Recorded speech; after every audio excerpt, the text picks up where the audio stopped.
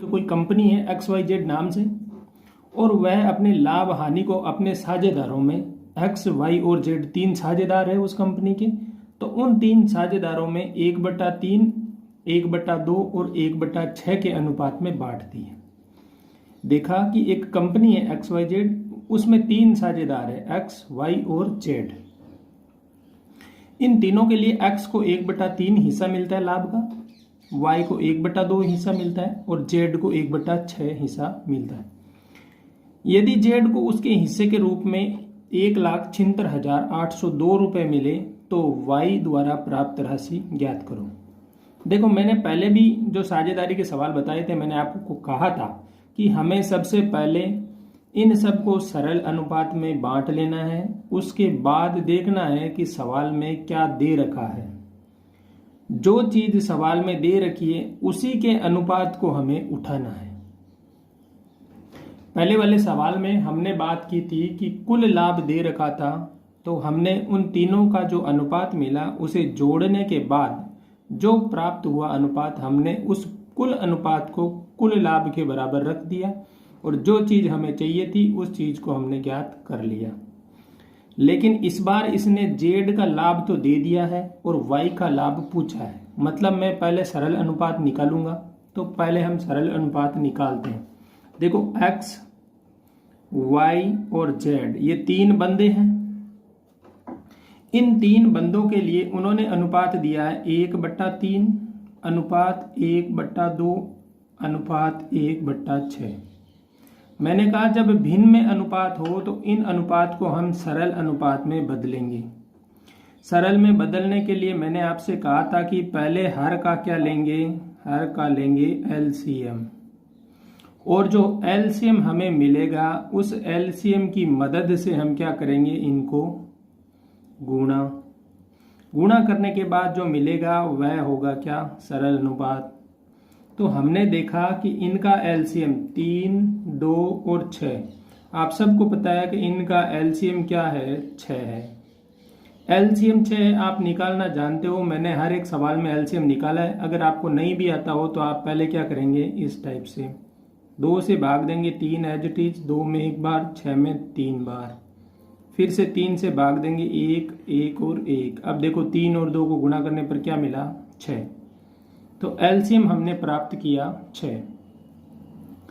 LCM 6 मिलने के बाद मैंने कहा इनको क्या करेंगे, LCM से गुणा। तो 1/3 को मैं 6 से गुणा करूंगा, 1/2 को भी मैं 6 से गुणा करूंगा और 1/6 को भी मैं 6 से गुणा करूंगा।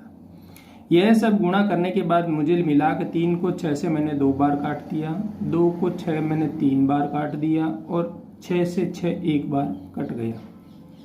यह मुझे क्या मिल गया, सरल अनुपात मिल गया। लेकिन आप में से किसी को यह भी डाउट होगा कि सर आपने सिर्फ 6 से गुणा ही कैसे कर दिया। हमेशा हम तो या तो 6 से गुणा भाग एक साथ करते हैं या 6 को जोड़ते हैं, 6 को ही घटाते हैं तो एक साथ होता है। लेकिन आपने सिर्फ और सिर्फ 6 से गुणा ही कैसे कर दिया, ऐसा कैसे संभव है। तो मैंने आपको एक चीज बताई होगी कि अनुपात के अंदर आप किसी संख्या के साथ गुणा या भाग सिर्फ एक संख्या से ही कर सकते हो। गुणा भी कर सकते हो, भाग भी दे सकते हो। उस चीज में अनुपात में कोई फर्क नहीं आएगा। वो कैसे नहीं आएगा, मैं समझाता हूं। हमने माना कि ये 2:3:1 है। इसको मैं 2 से पूरे को गुणा कर देता हूं तो अनुपात क्या होगा, 4:6:2। फिर से काटो, देखो 2 से कटते ही यही अनुपात मिल जाएगा। मतलब अनुपात के अंदर आप किसी संख्या को एक निश्चित संख्या से गुणा कर देते हो तो भी कोई फर्क नहीं आएगा। इसलिए मैंने क्या किया, LCM से गुणा कर दिया। LCM से गुणा किया तो मुझे पता है ये सरल में चेंज हो जाएगा। तो इसलिए पहले हम क्या करेंगे, सरल अनुपात में चेंज करेंगे। सरल अनुपात में चेंज करने के बाद अपने को अनुपात मिल गया 2:3:1। अब देखो x का अनुपात कितना मिला, 2, y का कितना मिला, 3 और z का कितना मिला, 1। अब यहां से वापस फिर से सवाल को पकड़ना है। पकड़ना कैसे है, सवाल में क्या दे रखा है। देखो Z का हिस्सा दे रखा है 1,76,802। जब जेड का हिस्सा आपको दे रखा है तो हमारे अनुपात में जेड का हिस्सा क्या है 1, तो हमें 1 की वैल्यू उसने दे दी है, वो है 1,76,802। और पूछा है y की राशि ज्ञात करो, तो भाई साहब y का हिस्सा कितना है 3, तो मुझे क्या करना है 3 का मान निकालना है। अब यह तो आप आसानी से कर सकते हो, 1 का मान आपके पास है, 3 का मान आपको निकालना है। कैसे निकालोगी, गुणा कर दो 3 से इसको, तो देखो 2 को गुणा करेंगे 3 से 6, 0 को 3 से गुणा किया 0, 8 को 3 से करेंगे तो 24, हाथ की 2, 6 3 18 और 2 20, हाथ की फिर से 2, 7 3 21 और 2 23, फिर से हाथ की 2, 3 और 2 5, तो मिला क्या 5,30,406 रुपये। यह किसकी वैल्यू है, यह वैल्यू मिली आपको y का मान मिला, y का हिस्सा, y को उस लाभ से कितना हिस्सा मिला, तो y को उस लाभ से हिस्सा मिला है 5,30,406 रुपये। ऑप्शन ए राइट होगा। मैंने बताया आपको पहले करना है सरल अनुपात में चेंज, फिर जिसका मान दे रखा है सवाल में वह चीज देखनी है। अगर इस सवाल में कुल लाभ का मान यह दे रखा होता तो हम क्या करते, इस लाभ को कुल के बराबर, कुल कितना होगा 2 + 3 5 और 1 6, तो 6 के बराबर इस चीज को लिखते। उसके बाद अगर जेड वाई का हिस्सा निकालना होता तो हम निकालते कि उसका 3 का मान कितना होगा। जब 6 का मान यह होता तो 3 का मान इससे आधा हो जाता और हम इसमें क्या कर देते 2 से भाग कर देते। तो ध्यान रखना सवाल में जो चीज दे रखी है उसी का अनुपात हमें उठाना है और उसको उठाने के बाद जो चीज ज्ञात करनी है उस चीज का अनुपात को गुणा करके वह वैल्यू प्राप्त कर लेनी है। ठीक है, चलते हैं नेक्स्ट सवाल की ओर। अगला सवाल है सरल कीजिए। एक मंझला कोष्टक दे रखा है, उसमें 13 प्लस बड़ा कोष्टक है 25 भाग 3 + 7, छोटे कोष्टक में बंद है, और फिर बड़ा कोष्टक बंद माइनस छोटे कोष्टक में 2 × 6 और फिर पूरा मंझला कोष्टक बंद है। देखो सरल करने के तरीके में बोर्डमास का रूल ध्यान रखना है। तो पहले कोष्टक सोल्व होता है, उसमें भी छोटा कोष्टक सबसे पहले, इसके बाद बड़ा कोष्टक और उसके बाद क्या होता है मंझला कोष्टक सोल्व होता है। तो हम छोटे कोष्टक को क्या करेंगे पहले सोल्व करेंगे। आप ये ना सोचें कि 3 + 7 में इसको सबसे पहले सोल्व करूंगा तो आप कहोगे कि सर ये आपने प्लस पहले कैसे सोल्व कर दिया, लेकिन मैं प्लस को सोल्व नहीं कर रहा हूं, छोटे कोष्टक को सोल्व करूंगा। तो देखो क्या होगा, ये मंझला कोष्टक 13 प्लस बड़ा कोष्टक है जिट इज 25 भाग 3 और 7 को जोड़ेंगे तो क्या मिला 10, फिर बड़ा कोष्टक माइनस 6 को 2 से गुणा करेंगे तो 12 और ये फिर से मंझला कोष्टक बंद। इसके बाद अब बड़े कोष्टक को सोल्व करेंगे तो 25 में 10 का देंगे भाग, तो यहां से मेरे को मिलेगा 13 प्लस 25 में 10 का भाग देंगे तो 2.5 मिलेगा। कैसे मिला देखो 25 भाग 10, 0 1 है, 1 के बाद पॉइंट तो 2.5, तो मैंने लिख दिया 2.5 सीधा माइनस 12। अब देखो इनको पहले जोड़ो मत, 12 को घटा दो कितना बचा, 13 में से 12 गए 1 इसके साथ जोड़ दो तो 2.5 + 1 का कितना होगा, ये हो गया आपके 3.5। फाइनल आंसर मिल गया आपको 3.5। A option right. मैंने कहा था सरल करने के लिए बोर्डमास का रूल ध्यान रखना है। सबसे पहले छोटे कोष्टक को, उसके बाद बड़े कोष्टक को और उसके बाद मंझले कोष्टक को सोल्व करते हैं। हमने छोटा कोष्टक सोल्व कर दिया, 3 + 7 को जोड़ के 10 लिख दिया, 6 को 2 से गुणा करके 12 लिख दिया। अब मुझे पता है बड़ा कोष्टक सोल्व होगा, तो बड़े कोष्टक को हमने सोल्व किया, 25 में 10 से भाग दिया 2.5, 13 + 2.5 माइनस 12।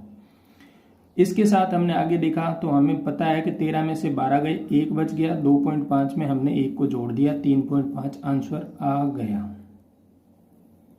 ठीक है, अगला सवाल क्या कह रहा है, देखो, यदि एक वृत्त को 6 बराबर भागों में बांटा जाता है तो बने हुए प्रत्येक कोण की माप क्या होगी। देखो, हमने कहा एक है वृत्त और वृत्त को क्या कर रहे हो, 6 भागों में बांट रहे हो। आप वृत्त को 6 भागों में बांटते हो तो यह एक वृत्त और इसको बांटना है आपको 6 भागों में, तो यह हो गया इसका आधा और यह इसके क्या हो जाएंगे, ऊपर के 3 टुकड़े और ये हो गए नीचे के 3 टुकड़े। 6 भाग हो गए, देखो 1 2 3 4 5 6। इसी प्रकार अगर मैं आपको कुछ कहता हूं कि मैं कहता हूं कि आपको 200 को 4 भागों में बांटना है, तो आप क्या करोगे, 200 में 4 से भाग दोगे, भाग देने के बाद पता चला 50 आपको मिल गया। इसी प्रकार से इसने बराबर भागों में बांटने का बोला है। तो पहली बात तो ये, इसके बाद पूछ रहा है कि कोण की माप क्या होगी। तो एक पूरे राउंड में कितना कोण होता है, हमें पता है कि एक सरल रेखा 180 डिग्री का कोण बनाती है और ये पूरा घूमने के बाद 180 और 180 जुड़ के कितना, 360 डिग्री। मतलब इस केंद्र पे मैं कहूँ इस लाइन से स्टार्ट होके मैं वापस यहाँ तक पहुँचता हूँ तो कितना कोण बनेगा, तो आप कहोगे 360 डिग्री का कोण बनेगा। अब मैं सिंपल सी भाषा में कहूँ कि 360 को 6 बराबर भागों में बांटना है, तो आप कहोगे आसानी से हम निकाल देंगे, 360 में 6 से भाग देंगे और उत्तर आ गया 60 डिग्री। फाइनली आंसर मिल गया बी, राइट, 60 डिग्री। क्या ध्यान रखना है, हमेशा ध्यान रखना वृत्त के केंद्र पर जो ये पूरा कोण ये होता है 360 डिग्री का, और इसको अगर आपको बराबर 6 भागों में बांटना है तो 6 से भाग दे दो। अगर यहाँ कहा जाता कि एक वृत्त को आप 12 भागों में बराबर बांटते हो तो कितना होगा, तो आप कहते 360 में हम 12 का भाग दे देते, 12 36 और 30 डिग्री का क्या मिल जाता, कोण मिल जाता। ठीक है, तो यह चीज ध्यान रखना, कोण होगा पूरा 360 डिग्री का, कितने भागों में बांटना है उसका सीधा भाग देना है 360 डिग्री में, तो आपको क्या मिलेगा, उसमें कोण की माप आसानी से मिल जाएगी। अगला सवाल है समांतर श्रेणी से, और समांतर श्रेणी का सवाल कैसे पता चलेगा, देखो पहले एक बार सवाल पढ़ते हैं। सवाल कह रहा है कि श्रेणी 7, 14, 21, 28 में कितने पदों का योग 952 है। तो इसको देखने के बाद मुझे समांतर श्रेणी का कैसे पता चलता है कि समांतर श्रेणी का मतलब होता है एक संख्या में कोई निश्चित संख्या जोड़ने के बाद दूसरा पद मिलता हो, वही निश्चित संख्या आपने अगली बार भी जोड़ी हो। मतलब हर पद के साथ वह संख्या अगर जोड़ रहे हैं और ऐसा आगे चल रहा है,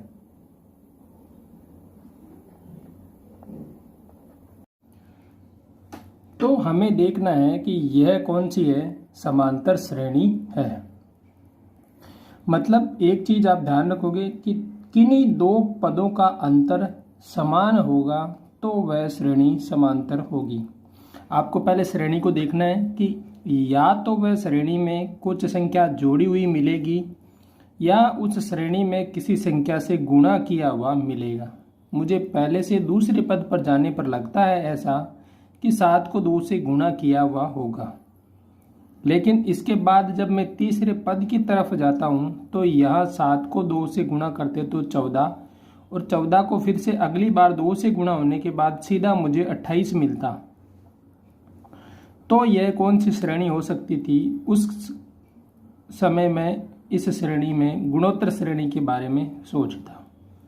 लेकिन यहाँ पर तो मुझे 7 के बाद 14 मिल रहा है और 14 के बाद 21 मिल रहा है, क्योंकि इसको 2 से गुणा नहीं करके मुझे लग रहा है फिर से 7 जोड़ा जा रहा है। तो हर एक पद में 7 जोड़ने के बाद नया पद मिल रहा है, तो यह कौन सी है, समांतर श्रेणी है। अब इसमें क्या क्या बातें ध्यान रखनी होती है, देखो पहले रखना होता है प्रथम पद। प्रथम पद क्या होता है, जो श्रेणी का पहला पद होगा, तो यह हो गया 7। इसके बाद या इसे प्रथम पद को हम मानते हैं ए, या हमने जैसे माना ये श्रेणी, तो इस हिसाब से प्रथम पद हो गया ए। इसके बाद दो पदों का अंतर, किन्हीं दो पदों का अंतर लेते हैं तो देखो क्या मिल रहा है। 14 दूसरे पद में से पहला पद घटाएंगे तो अभी क्या मिल रहा है, 7 मिल रहा है। आप तीसरे पद में से दूसरा पद घटा सकते हो, तो 21 में से 14 घटाएंगे तो अभी क्या मिल रहा है, 7। किसी भी क्रमागत दो पदों को अगर हम माइनस करेंगे तो हमें जरूर क्या मिलेगा, सार व अंतर ही मिलेगा। तो यहां से जो ये 7 है ये क्या है, सार व अंतर, जिसे आप आर से या डी से डिनोट कर सकते हो। तो सार व अंतर, जिसे हम डी से डिनोट करेंगे समांतर श्रेणी में, तो ये मिल गया आपको 7। क्यों, हर बार 7 7 आ रहा है प्रत्येक पद का अंतर, तो सार व अंतर क्या हो गया, 7। अब पूछा है कि कितने पदों का योग 952 होगा। तो पदों का योग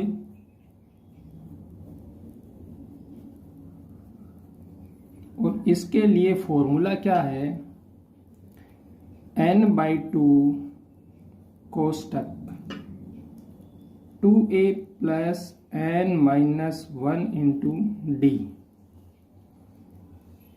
यह फॉर्मूला क्या है कि समांतर श्रेणी के पदों का योगफल ज्ञात करने का फॉर्मूला है।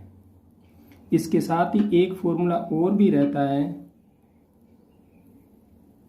वह होता है n/2 a + l। a + l का मतलब a प्रथम पद, l अंतिम पद। जब श्रेणी में प्रथम पद और अंतिम पद दे रखा हो तो हमें फॉर्मूला यह लगा लेना होता है, और जब श्रेणी में प्रथम पद और सार व अनुपात और पदों की संख्या दे रखी हो तो यह वाला फॉर्मूला हम लगा सकते हैं। हम यहाँ पे फिर से पहुंचते हैं। देखो n की वैल्यू मुझे ज्ञात करनी है, नहीं पता है, लेकिन मेरे को पता है कि पदों का योगफल मुझे पता है, दे रखा है 952। n की वैल्यू अपने को ज्ञात करनी है, तो मैंने n का n ही रहने दिया, /2। a का मान अपने पास है 7 प्लस n-1, d का मान अपने पास है 7। अब देखो एक समीकरण बनेगी, इस 2 को इस तरफ क्या कर देते हैं, गुणा कर देते हैं। तो 2 को गुणा करेंगे तो देखो 2 दूने 4, 5 दूने 10, हाथ की 1, 9 दूने 18 और 1 19। तो यह मिल गया 1904। n 7 दूने 14 प्लस n-1 × 7, तो 7 को n से गुणा कर देते हैं, तो ये हो गया 7n माइनस फिर से ये 7, कोष्टक बंद।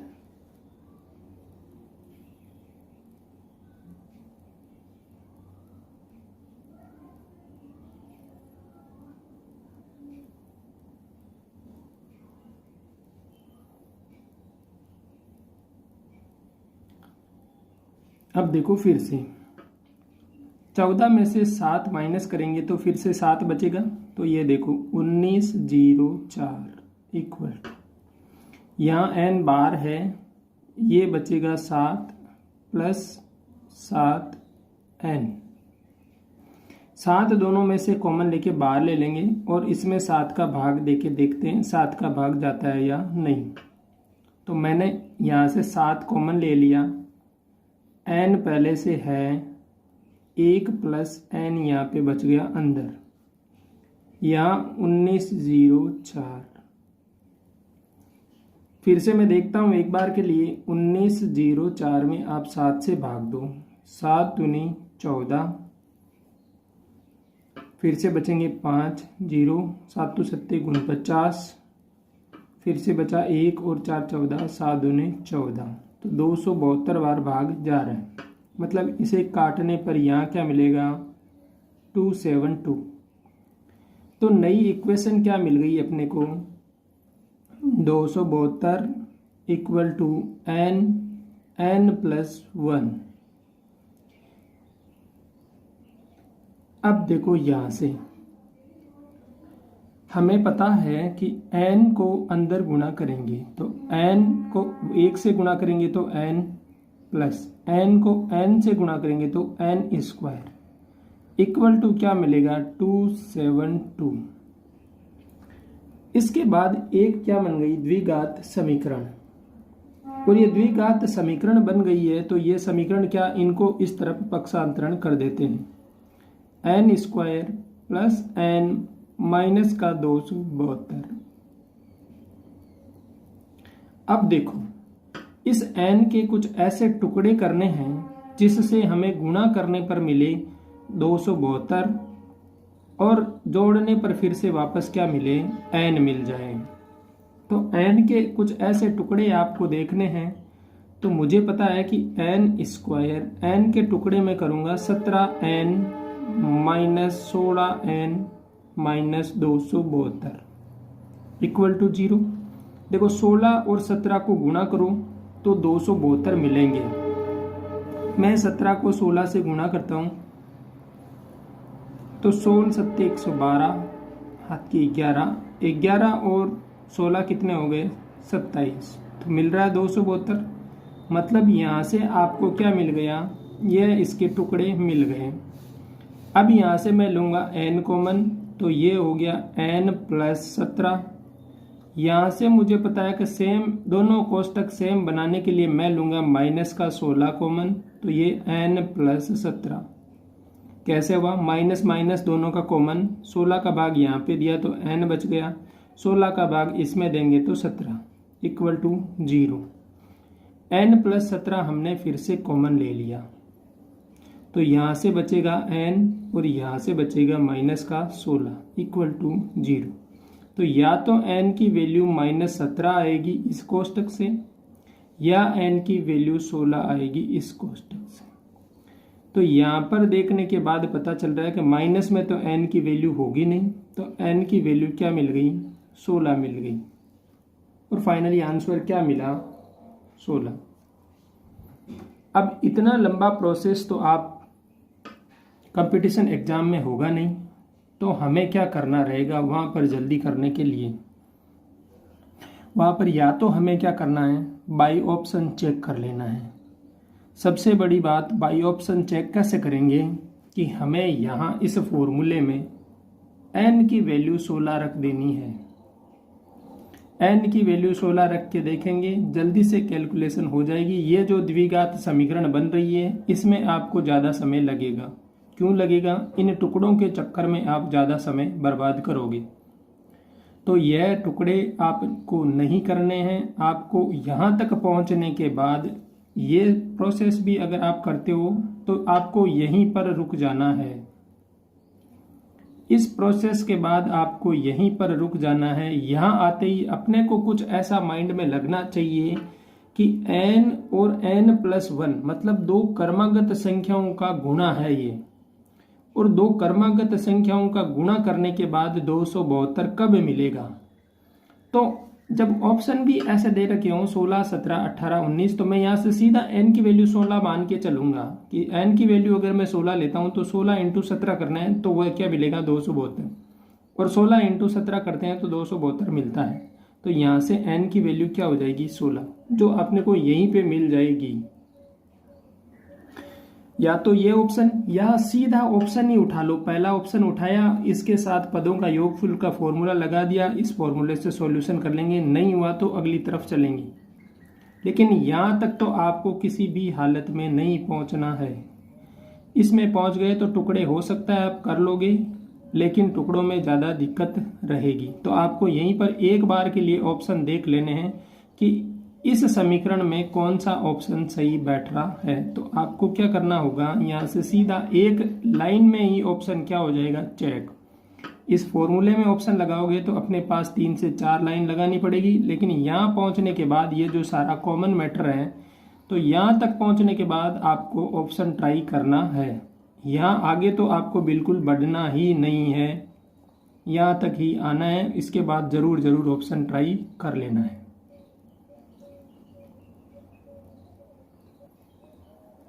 अगला सवाल देखो, कह रहा है कि 4 सेंटीमीटर भुजा वाली एक घन का पृष्ठीय क्षेत्रफल क्या है।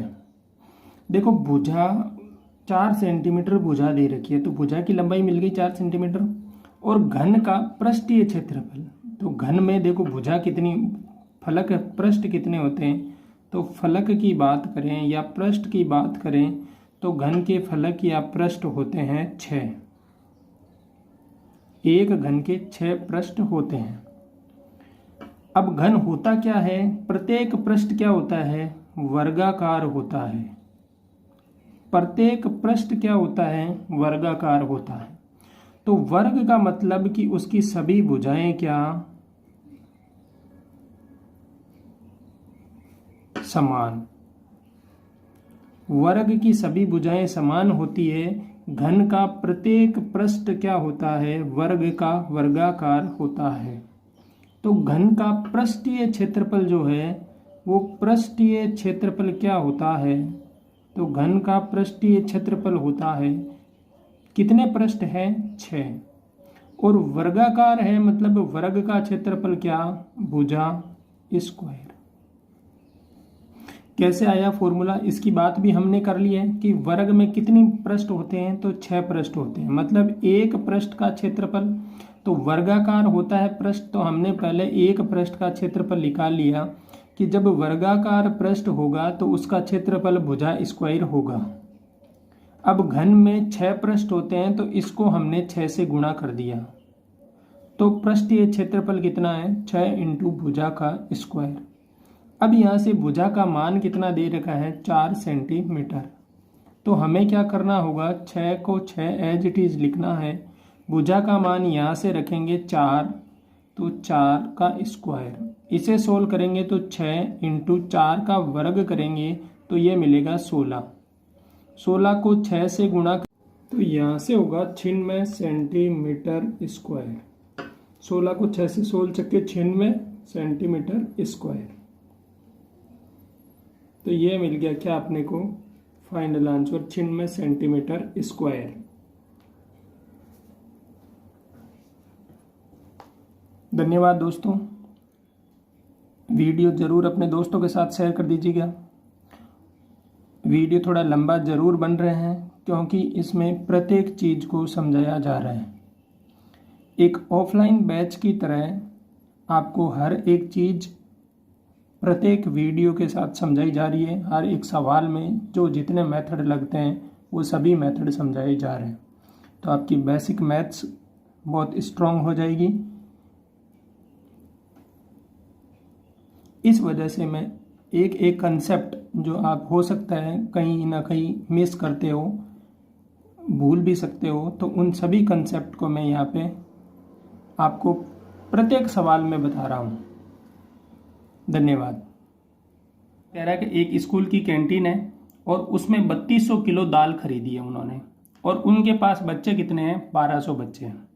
अब जो ये 3200 किलो दाल है ये 1200 बच्चों के लिए 20 दिन का खाना पर्याप्त है। मतलब जो कैंटीन है वो 3200 किलो दाल खरीदती है 1200 बच्चों के लिए, वो 20 दिन चलेगी। लेकिन उसके बाद कहते हैं कि 6 दिन के बाद 180 बच्चे कोई लंबी यात्रा पर चले गए, तो अब जो बच्चे बचे हैं उनके लिए कितने दिन तक वह दाल चलेगी। अगर ये बच्चे टोटल 1200 बच्चे रुकते तो यह 3200 किलो दाल जो कितने दिन तक चलती, 20 दिन में खत्म हो जाती। लेकिन वह कहते हैं कि 6 दिन तक तो उन्होंने खाया और 6 दिन के बाद 180 बच्चे थे वह कोई लंबी यात्रा पे चले गए, मतलब कहीं घूमने चले गए। तो जो अब जितनी दाल आपके पास बची है वह दाल जो 14 दिन की दाल बची है टोटल बच्चों के लिए, अब वह दाल जो बचे हुए कैंटीन के अंदर अब जो रहे हैं बच्चे, उन बच्चों के लिए कितने दिन तक चलेगी। तो देखो पहले मेरे को पता है कि 3200 किलो जो दाल थी वह 1200 बच्चों के लिए 20 दिन तक चलती थी। तो 1200 बच्चों के लिए 20 दिन का खाना था 3200 किलो दाल। वह, यह तो कुल खाना था कि इतने दिन तक तो खाएंगे, लेकिन 1200 बच्चों ने 6 दिन तक तो खाना खाया। अब जो बचा खाना है वह 14 दिन का खाना है। तो 14 दिन का जो खाना है उस खाने को कितने बच्चे खाएंगे? मान लेते हैं कि वो x दिन तक खाएंगे। भाई 1200 बच्चों ने 6 दिन तक खा लिया। अब मैं मान रहा हूं कि जो 180 बच्चे चले गए, तो 1200 में से 180 निकाल दो, 1020 बच्चे। 1020 बच्चे x दिन तक खाएंगे, तो वह जो 14 दिन का खाना बचा हुआ था वह आपको मिल जाएगा कि कितने दिन तक चलेगा। इसको हम क्या कर रहे हैं, आप या तो इन दोनों जोड़ों को सॉल्व करने की ज़रूरत नहीं है। क्यों नहीं है? आपको पता है कि 1200 बच्चों का खाना 20 दिन तक था। 6 दिन जब खा चुके हैं तो अब बचे कितने? 14 दिन। तो आप इन दोनों को इस तरफ ना लिख के सीधा ये भी तो लिख सकते हो, अगला पद 1200 इंटू 14 दिन, क्योंकि 14 दिन का खाना बचा, इक्वल टू कितना? अब x दिन चलेगा और अब बच्चे कितने? 1020। समझ में आया? नहीं समझ में आया हो तो मैंने ऊपर वाली लाइन इसीलिए लिखी है। 1200 बच्चे 20 दिन तक खाएंगे। यह जो कुल खाना है वह हमें डिवाइड करना है। तो 1200 बच्चों ने 6 दिन तक खा लिया, प्लस अब जो बचा है वो कितने दिन तक चलेगा और बच्चे खाएंगे कितने? 1020। हमने इनको पक्षांतरण किया इस तरफ।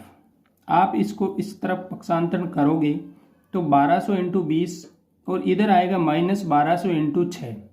1200 लेंगे कॉमन, मिलेगा 20 माइनस 6, और 20 माइनस 6 क्या हो गया? 14। मैंने यहाँ पे क्या कर लिया? 2 स्टेप खा लिए। आपको भी खाना है। क्यों खाना है? टाइम बचाने के लिए। और यही ट्रिक बनती है, जब आप एक एक स्टेप खाने लग जाओगे तो अपने आप ट्रिकें आपको याद होने लग जाएगी। और यही ट्रिक है, ट्रिकों में कुछ नहीं है सिवाय स्टेप खाने की। बेसिक तरीका ही काम में आएगा, ट्रिक वही बनती है जो ये अपन स्टेप खा रहे हैं। यहाँ स्टेप खा लेते हैं या लास्ट में जाते हुए कोई एक फॉर्मूला बन जाता है तो उस फॉर्मूले को याद रख लेते हैं। आपको याद होता है तो सबसे बढ़िया, नहीं तो ये स्टेप खाना सीख जाओ। कैलकुलेशन स्पीड जैसे जैसे आपकी बढ़ेगी आप स्टेप खाने लग जाओगे। जैसे स्टेप खाओगे टाइम मैनेजमेंट अपने आप बनता रहेगा।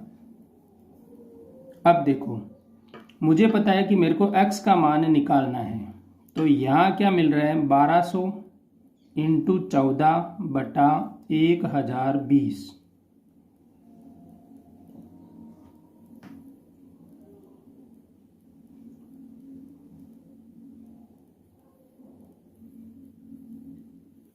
काटा पिटी मचा दो, 0 से 0 गया।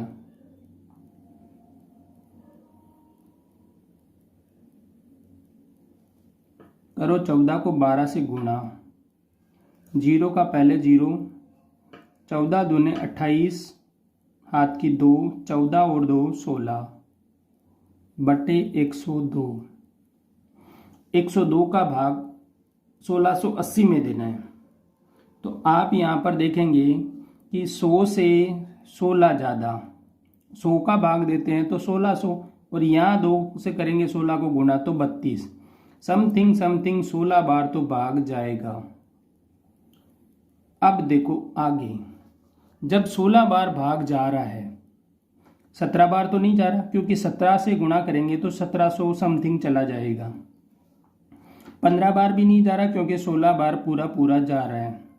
आगे ऑप्शन चेक कर लो, 16 पॉइंट कुछ कोई है, 16.5 है, तो अप्रोक्सीमेटली यही आंसर मिलेगा आपको। क्या सिस्टम रहता है कि आपको इसमें पहले देख लेना है कि कितने गुना है। तो 16 से आपने पता चला कि ये 1680 है, यहाँ से गुना करने पर ये मिलेगा 1632, 16 बार गुना करने पर। तो मुझे पता है कि 16 पॉइंट समथिंग कुछ आएगा। ऑप्शन मैंने देखा, एक ही ऑप्शन मिला, मैंने टिक कर दिया। इसके आगे पॉइंटों में भाग देने की ज़रूरत ही नहीं लगी। यह चीज भी आपको देखनी है। अब देखो, आप कहोगे कि सर ट्रिक समझाओ, कहाँ जरूरत है ट्रिक की? कुछ नहीं, सीधा आपको यह स्टेप लिखना है और यह स्टेप मिलने के बाद आपको यहाँ सीधा पहुँच जाना है। यह चीज़ें मैंने आपको समझाने के लिए लिखा है, ऐसा आपको लिखना जरूरत नहीं है। तो सीधी एक लाइन में आपका आंसर आ रहा है, यह लाइन लिखने के बाद सीधा आप यहाँ पहुँच सकते हो। ठीक है। अब देखो ये क्या कह रहा है कि ए किसी काम को 20 दिन में पूरा कर सकता है और बी उसी काम को कितने दिन में कर रहा है? 15 दिन में पूरा कर सकता है। तो ए और बी दोनों की काम की कैपेसिटी मिल गई कि एक बंदा एक काम को 20 दिन में करता है और एक बंदा उसी काम को 15 दिन में कर देता है। तो पहले तो आप ये बताओ कमेंट में कि कौन सा बंदा स्पीडली काम कर रहा है। अब देखो ये कह रहा है कि बी 6 दिन काम करता है और काम छोड़ देता है। अकेला ए कितने दिन में बचे हुए काम को पूरा कर सकता है? इसमें देखो, ए 20 दिन में पूरा काम करता है, मतलब ए एक दिन में कितना काम करेगा? 1/20 काम। ये किसका है? एक दिन का काम है। बी 15 दिन में काम करता है, तो यह कितना काम करेगा एक दिन में? 1/15 काम। सवाल कह रहा है बी 6 दिन तो काम करता है, तो 6 दिन काम करेगा बी कितने? एक दिन का काम ये, तो बी 6 दिन में बी कितना काम करेगा? 6 × 1/15। काटा पीटी मचा दो, 3 का भाग 2 बार, 3 का भाग 5 बार। ठीक है, 2/5 काम। अब शेष कितना काम बचा? तो शेष काम आप देखोगे कि कुल एक काम था, बी ने 2/5 तो कर दिया, तो काम कितना बचा? 3/5। यह काम आपको ए से करवाना है। कैसे निकाला? आपको पता है यहाँ पर भी बट्टे में 1, 5 मैंने लिया एलसीएम, 1 का भाग 5 में 5 बार, 5 को 1 से गुणा किया 5, माइनस 5 का भाग 5 में 1 बार, 1 को 2 से गुणा किया 2, 5 - 2 3/5 काम। आप यहाँ तक आसानी से पहुँच गए होंगे। इसके बाद अब इतना काम आपको करवाना किससे है? ए से करवाना है। ए क्या कर रहा है कि एक दिन में इतना काम करता है 1/20, तो यह काम कितने दिन में करेगा? तो मुझे पता है, उससे काम करवाने के लिए एक दिन के काम का भाग दे दूंगा। मैं कहता हूं कि मैं एक दिन में 1 रोटी खाता हूं, तो 20 दिन में कितनी रोटी खाऊंगा? तो आप 20 से गुणा कर दोगे। और मैं आपसे यह पूछूं कि 20 रोटी कितने दिन में खाऊंगा? मैंने पूछा कि 20 दिन में कितनी रोटी खाऊंगा, तो आप कहोगे 20। लेकिन मैं कहता हूं 20 रोटी कितने दिन में खाऊंगा, तो आप कहोगे 20/1, 1 का भाग दे दो तो मिल जाएगा 20। उसी प्रकार से इतना काम आपको करवाना है। एक दिन में आप 1/20 काम करते हो, तो इतने काम में आपको कितने दिन लगेंगे? तो वह दिन लगेंगे 3/5, और उसमें क्या करेंगे? एक दिन का भाग दे देंगे, तो 3/5, और इसको करेंगे उल्टा 20/1। यहाँ से ये कट गया 4 बार, और 4 × 3 12 दिन। मतलब जो बचा हुआ काम है 3/5, उसको ए को करने में कितने दिन लगेंगे? 12 दिन लगेंगे। A option right. दोस्तों, मैंने पहले भी कहा था आपको समय काम मजदूरी वाले सवाल में सबसे पहले एक दिन का काम निकाल लेना है। एक दिन का काम निकालने के बाद आपको देखना है आगे क्या दे रखा है। इसने दिया कि 6 दिन बी ने काम किया, तो मैंने बी का काम निकाला कि 6 दिन में बी इतना काम करेगा। जब मुझे पता चल गया कि मेरे पास 2/5 काम पूर्ण हो चुका है, तो अब बचा हुआ मेरे पास 3/5 काम है, और ये 3/5 काम मुझे करवाना किससे है? ए से। जब ए से करवाना है तो मुझे पता है जितने काम बचा है उसके बट्टे में या भाग दूंगा मैं किसका? एक दिन का काम। और एक दिन का काम किसका होगा? जिससे मुझे काम करवाना है। तो मुझे ए से करवाना था, तो मैंने ए के एक दिन के काम का भाग दे दिया। आपको पता है बट्टे के बट्टे में होगा, तो उसको हम क्या करेंगे? उल्टा करके लिखेंगे।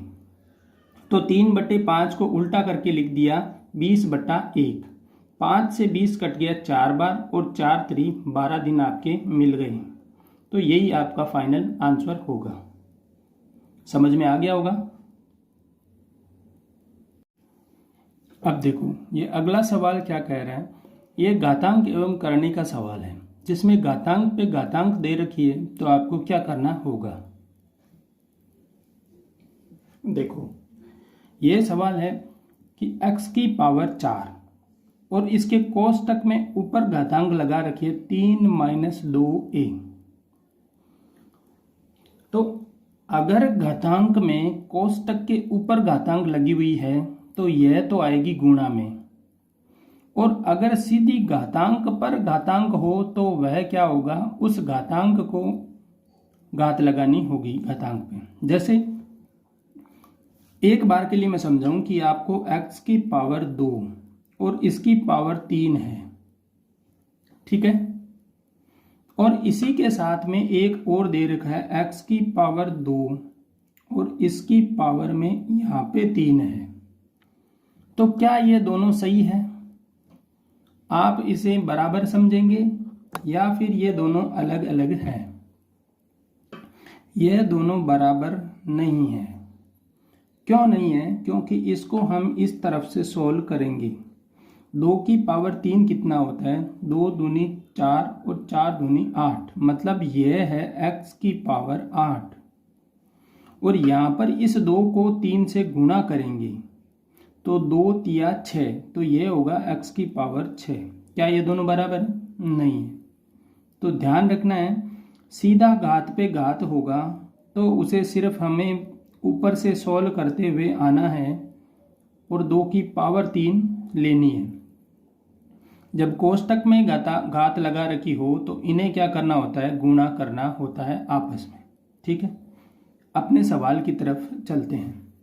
यहाँ पे क्या है, कोष्टक, क्या करेंगे, गुणा।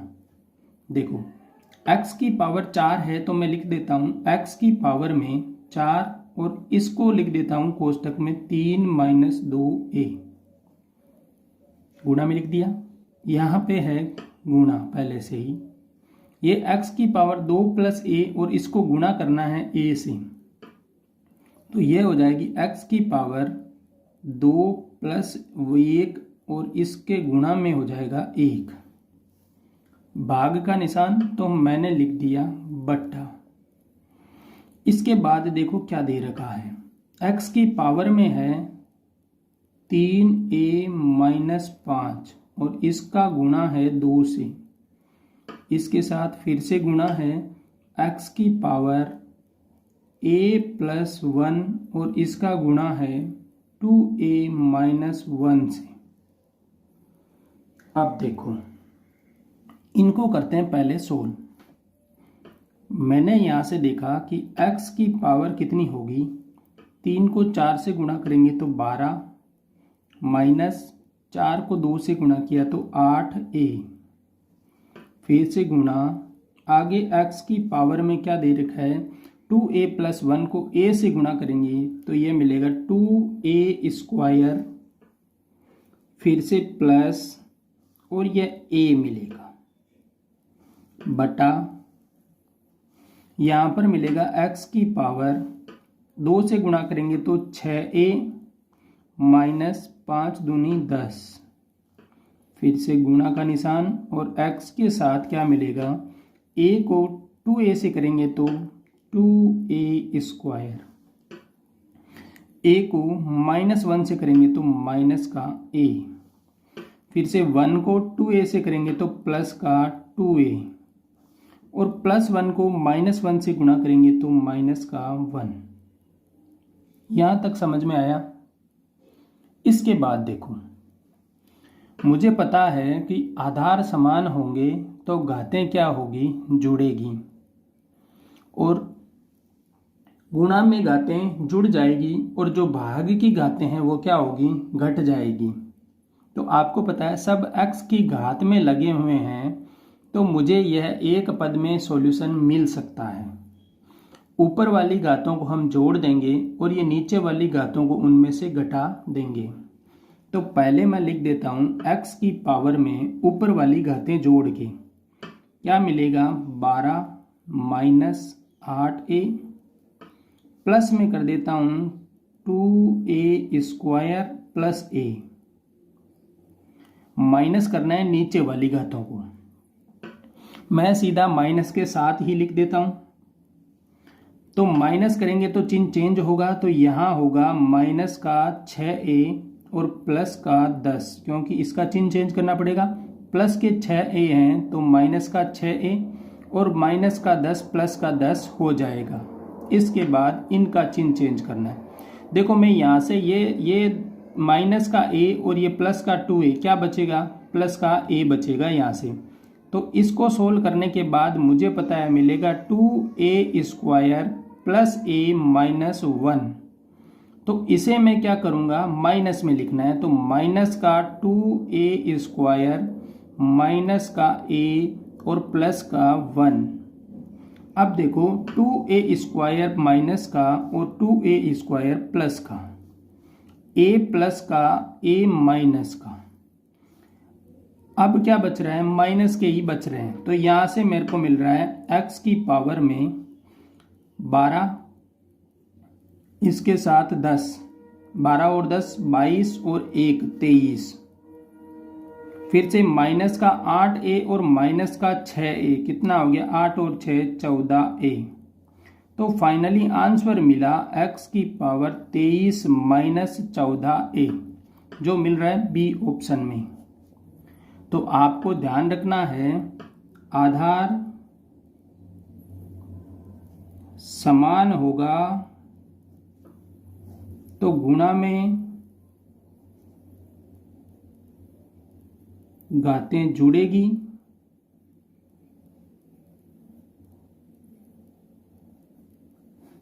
और भाग में घातें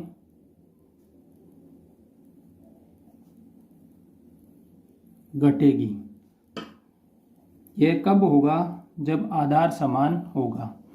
और घात की घात गुणा में आएगी कब, जब ये कोष्टक के बाहर दे रखी हो और घात पे घात लगा रखी है, तो हमें जो घात दे रखी है उसको उतनी बार ही गुणा करना है।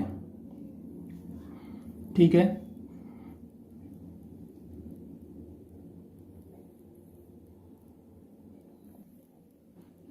देखो अगला सवाल लाभ हानि का सवाल है।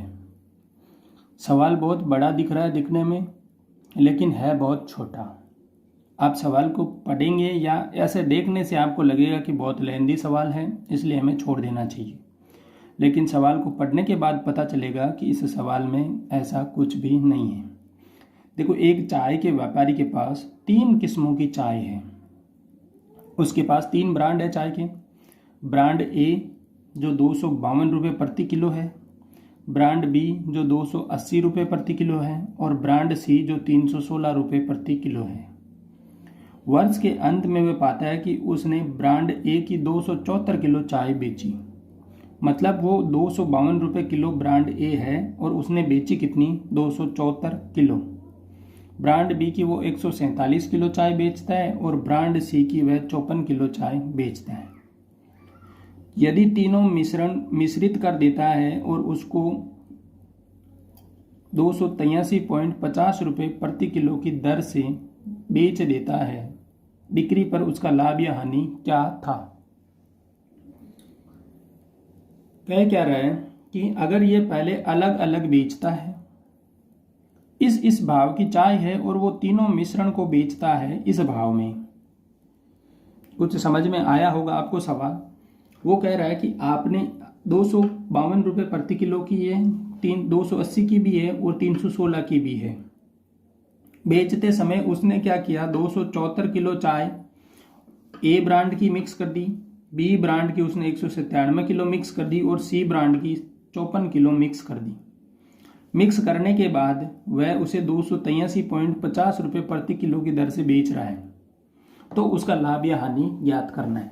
यहाँ पे देखो जब वो खरीदता है उस समय वह क्या करेगा, तो इन रुपए से वह चाय को इन पैसों के हिसाब से खरीदता है। तो उसका पहले देखेंगे कि जो उसने चाय खरीदी है ब्रांड ए की, ब्रांड ए का, उसी प्रकार ब्रांड बी का और उसी प्रकार ब्रांड सी का, इन तीनों ब्रांडों की चाय खरीदी, उसमें कितने पैसे लगे। ए में वह 252 रुपये प्रति किलो से खरीदता है और ए की चाय उसने 274 किलो बेची है, तो उसका कुल मूल्य मिल गया। प्लस कैसे, 1 किलो के 5 रुपये तो 10 किलो के कितने 50 रुपये, क्या किया गुणा। उसी प्रकार मैंने भी क्या किया है गुणा, 252 रुपये प्रति किलो, 274 किलो बेची। ब्रांड बी की 197 किलो चाय बेची है, भाव है 280 रुपये की, तो 280 इंटू 197। ब्रांड सी के लिए भाव तो है 316 और बेची है उसने चाय 54 किलो। यह मिलेगा आपको क्या, सीपी, कॉस्ट प्राइस। देखो गुणा करने के बाद 252 को 274 से गुणा करेंगे तो यह मिलेगा 90,048। आप गुणा कर सकते हैं, मैंने ये गुणा कर लिया है पहले। प्लस अगली बार इनको गुणा करेंगे तो ये मिलेगा 55,160 और इनको गुणा करेंगे तो यह मिलेगा 17,064 रुपये। इस सवाल में बस यही ट्विस्ट है कि इनको क्या करना है गुणा, और यही गुणा मोटा हो सकता है आपके लिए। आपको कैलकुलेशन स्पीड अगर अच्छी होगी तो ये गुणा आसानी से हो जाएगा। अब देखो आगे, अब एसपी की बात करें तो एसपी क्या होगा, कितने किलो बेची उसने, इन तीनों का टोटल 274, 197 और 154, इतने किलो चाय बेची है उसने, तो इन सब का टोटल कितना 525 किलो चाय बेची, भाव क्या 283.50, इस दर से उसने बेची। तो यहां से आपको एसपी मिलेगा, इनका सबका जोड़ आप कर लेना, जोड़ करने के बाद आपको मिलेगा 1,42,272 रुपए। यह जोड़ करने के बाद आपके पास सीपी मिल गया, आपको क्रय मूल्य जिसे कॉस्ट प्राइस बोलते हो वह मिल गया आपके पास। इनको गुणा करेंगे तो मुझे मिलेगा एसपी, और इनका गुणा करने के बाद मिल रहा है 1,48,837.5। आपको देखने पे पता चल रहा है कि यहां से क्या हो रहा है, लाभ हो रहा है। क्यों, इतने रुपए का था माल और इतने में बेच दिया, देखते ही लग रहा है 1,42,000 का माल 1,48,000 में बेचा है तो लाभ हो गया। लाभ कितना हुआ, तो लाभ के लिए हमेशा क्या होता है, लाभ होता है एसपी माइनस सीपी, विक्रय मूल्य माइनस क्रय मूल्य। तो विक्रय मूल्य में से क्रय मूल्य माइनस करो, तो इसमें से इसको माइनस करोगे तो आपको क्या मिलेगा,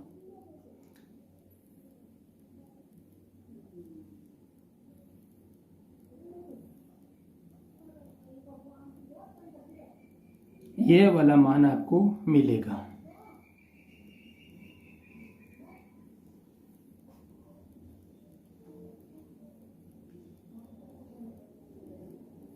जो आपके पास क्या मिलेगा, आपको लाभ मिल जाएगा। तो इस सवाल में यही ट्विस्ट था कि आपको एक तो इस गुणा के लिए, इन दो गुणा के लिए आपको ज़्यादा मेहनत करनी होगी, बाकी कुछ नहीं है, माइनस करना है सीधा और लाभ ही निकालना है, कुछ भी आगे प्रतिशत वर्तिशत कुछ नहीं निकालना है। तो ऑप्शन ए आपको मिल जाएगा राइट। आपको करना कुछ नहीं है, गुणा करना है। इन गुणाओं के वजह से भी आप डर सकते हो, तो आपको एक बार के लिए कुछ चीज़ें अपनानी होगी जिससे 0 0 बनते रहेंगे। जैसे इसको गुणा करने के लिए मैंने अपनाया कि इसको 4 से क्या करूँगा, मैं गुणा कर दूंगा या 4 से भाग, जिससे 0 बन जाएंगे। 0 बनने के बाद मैं इसे पॉइंट हटा के आसानी से थोड़ा कर पाऊंगा।